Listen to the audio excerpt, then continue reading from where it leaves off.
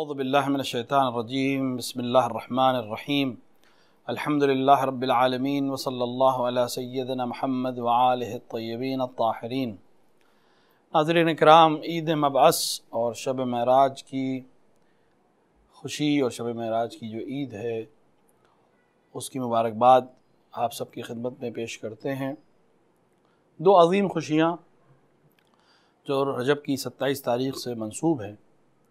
ایک مبعث یعنی رسول کے مبعوث ہونے کا دن، یعنی آج ہی کا دن ہے کہ جب رسول اکرم صلی اللہ علیہ وآلہ وسلم پر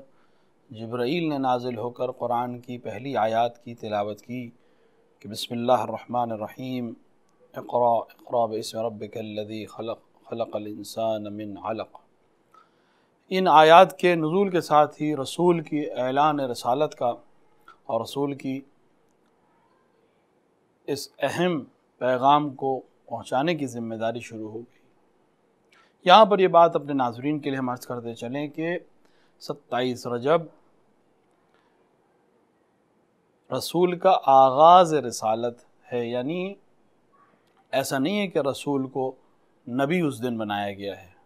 رسول کی حدیث اور حدیث سے متواتر ہمارے پاس ہیں کہ جس میں رسول اکرم صلی اللہ علیہ وسلم فرماتے ہیں کہ میں اس وقت بھی نبی تھا جب آدم آب و گل کے درمیان تھے، لہٰذا نبی اس وقت نہیں بنایا گیا ہے، نبی مکے میں نہیں بنایا ہے، مبعوث کیا ہے، بھیجا ہے، بعثت کا اعلان، یعنی آج سے آپ اپنے رسالت کے فرائض کو انجام دیں گے۔ لہٰذا ایک عظیم دن ہے، اعمال کا دن ہے، خداوند عالم کی بارگاہ میں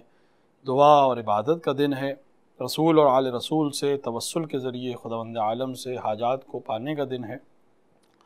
اور ایک عظیم عید ہے۔ رسول اکرم صلی اللہ علیہ وآلہ وسلم کی زندگی میں معراج کی بھی جو اہمیت ہے وہ اپنی جگہ پر مسلم ہے، اور آج کی شب بھی منسوب ہے معراج سے، شب معراج کے عنوان سے خصوصاً بر صغیر میں اس کا جشن منایا جاتا ہے۔ رسول کی معراج ایک بار کی نہیں ہے، کئی مرتبہ رسول معراج پر گئے، اور خداوند عالم نے اپنی نشانیاں اور اپنی آیات ان کو دکھائیں اور اپنے قریب بلایا، یہاں تک کہ وہ منزل کہ قاب قوسین و ادنیٰ من قاب قوسین، یعنی 2 کمانوں سے بھی کم فاصلہ۔ بہرحال اس کے اوپر مفسرین کا اختلاف ہے کہ 2 کمانوں سے مراد کیا ہے۔ علی کل حال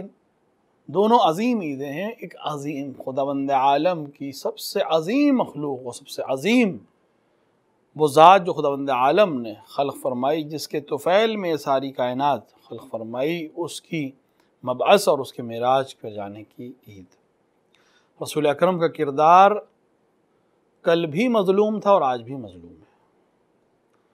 اور آج کل کی نسبت زیادہ مظلوم ہے۔ کل ہمارے پاس وہ چیزیں موجود نہیں تھی جن کے ذریعے ہم دنیا تک رسول کے پیغام کو بہتر پہنچا سکتے، لیکن آج ہمارے پاس وسائل پہلے سے بہتر موجود ہیں۔ بے شک دشمن کے پاس جو وسائل ہیں ہمارے پاس وہ وسائل نہیں ہیں، لیکن بہرحال پہلے سے بہتر ہیں۔ ہم دنیا تک، ہماری ذمہ داری ہے کہ ہم دنیا تک اس رسول کو پہنچائیں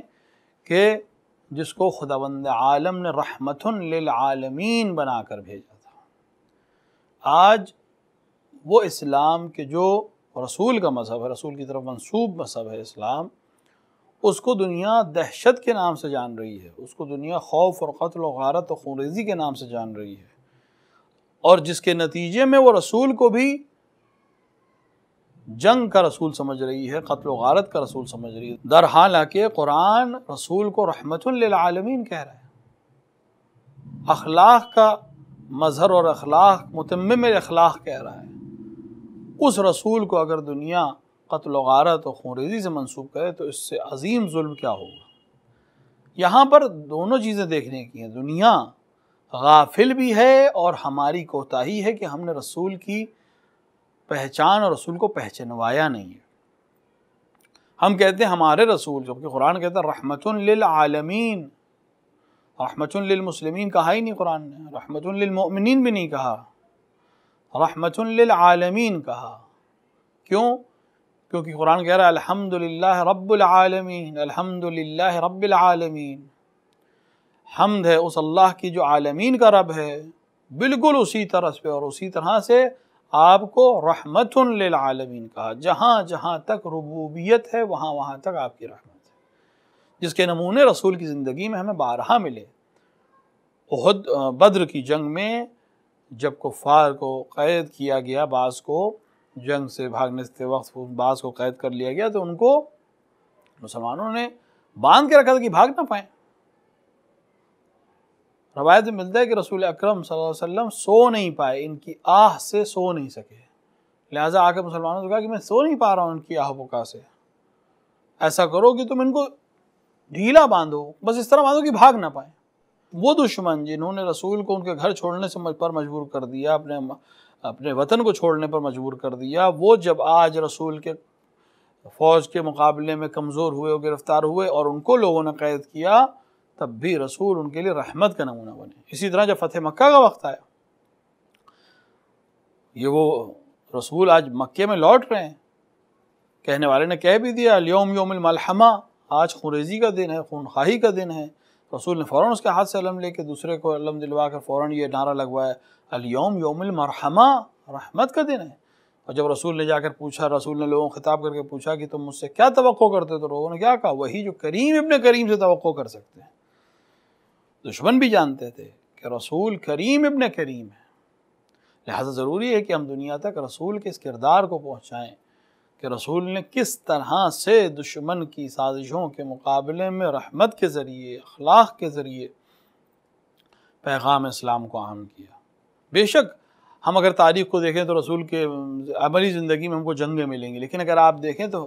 کوئی ایک جنگ بھی ابتدائی جنگ نہیں ہے کہ رسول نے خود حملہ کیا ہو، سب دفاعی جنگیں ہیں۔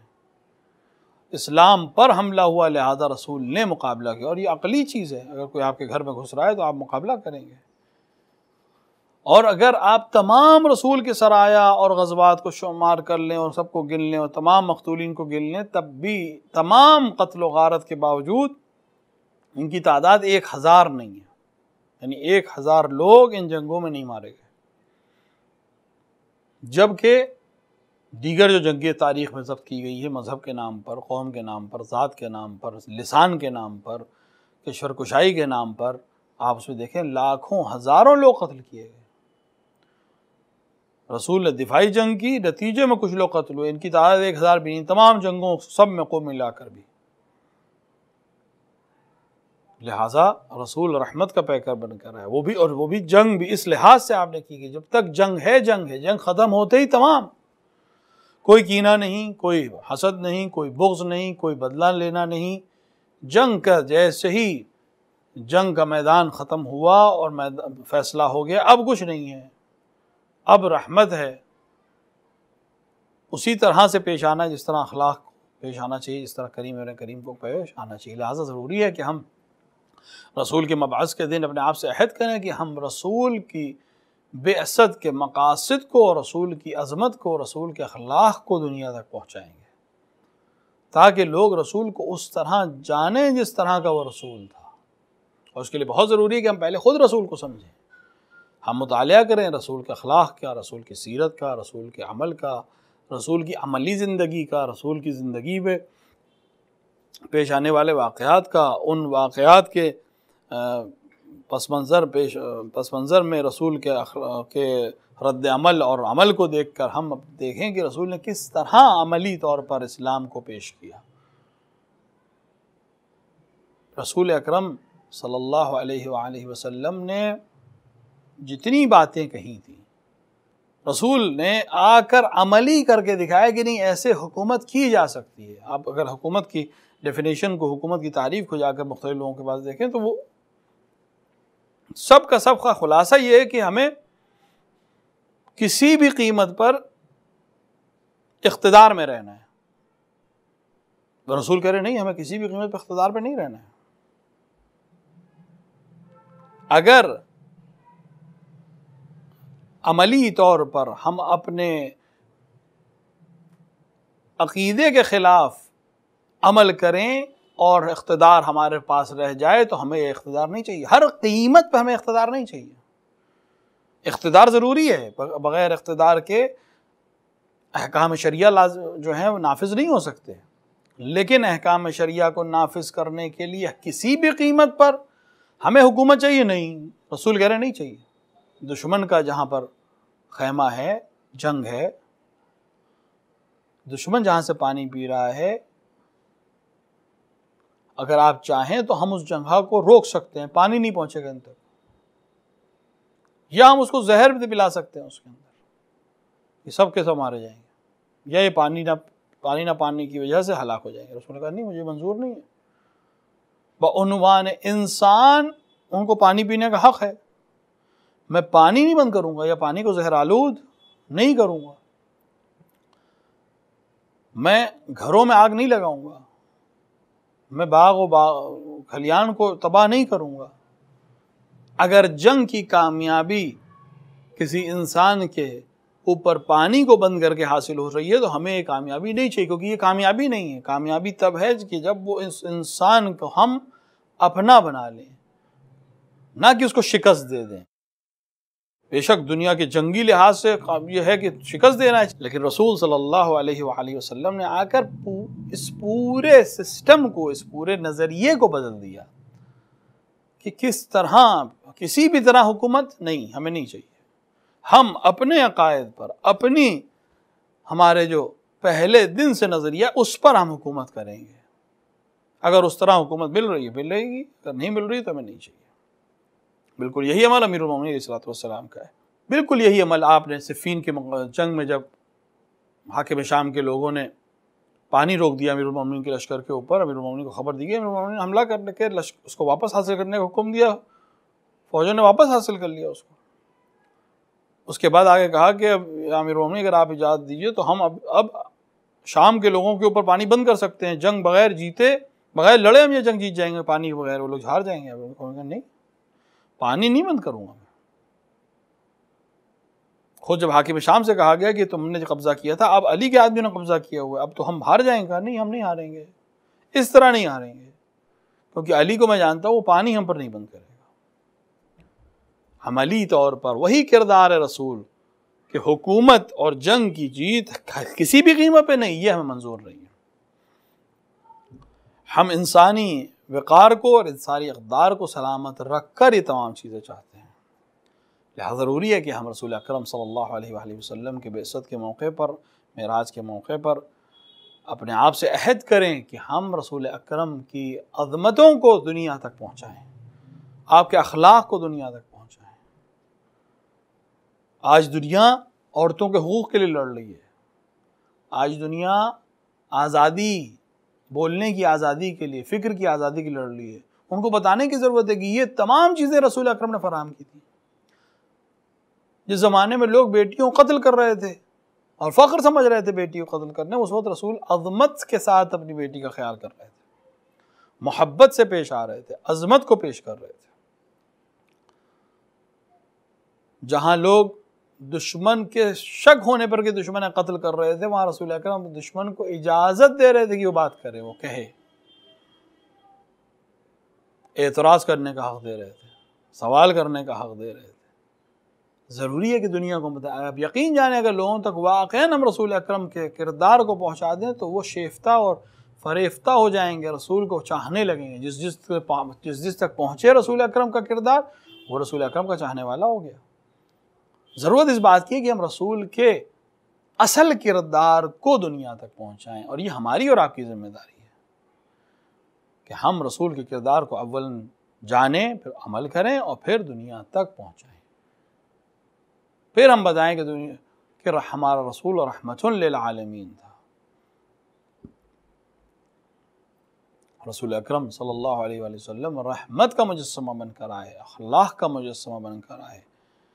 کس طرح بچوں سے محبت کی جاتی ہے، کس طرح خواتین کا احترام کیا جائے، کس طرح بزرگوں کا احترام کیا جائے، کس طرح جوانوں کو سبقت دی جائے، یہ تمام کردار رسول کی زندگی میں آپ کو ملے گے۔ لہٰذا ضروری ہے کہ ہم رسول اکرم صلی اللہ علیہ وسلم کے کردار کو سمجھیں، اس پر عملی طور پر عمل کرنے کی کوشش کریں اور دنیا تک پہنچائیں۔ امید کرتے ہیں کہ خداوند عالم عید مبعث کے اس موقع پر ہمیں توفیق عطا فرمائے کہ ہم رسول کے اور آل رسول کے کردار کو سمجھ سکیں، اس پر عمل کر سکیں، اپنی زندگی میں اس پر عمل کر سکیں، اور دنیا تک اس کو اس طرح پہنچا سکیں جس طرح پہنچانے کا حق ہے۔ وصلی اللہ علیہ سیدنا محمد وآلہ الطیبین الطاہرین۔